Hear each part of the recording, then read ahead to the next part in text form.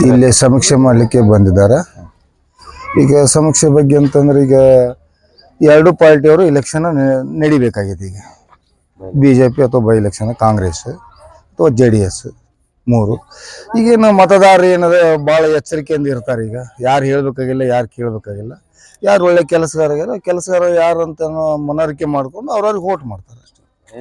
ಕಳೆದ ಬಾರಿ 3 ವರ್ಷ ಅಧಿಕಾರದಲ್ಲಿದ್ದರು. ಅಲ್ಲ ಇದ್ರ ಕರೆ 3 ವರ್ಷ ಇದ್ರು, ಅವರು ಹಿಂದೆ BJP ಅವರು ಇದ್ರು. ಅವ್ರವ್ರು ಆಡಳಿತ ಈಗ ಏನನ್ನೋದು ಎಲ್ಲ ಜನ ಸ್ಪಂದನೆ ಮಾಡಿರ್ತಾರ.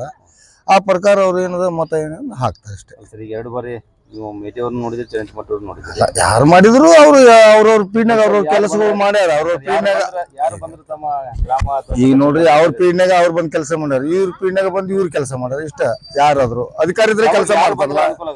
ಯಾರು ಬಂದ್ರು, ಇಬ್ರು ಬಂದ್ರು ಅನುಕೂಲ. ಅದಕ್ಕೆ ಪ್ರಶ್ನೆ ಇಲ್ಲ ನಮ್ಗೇನು.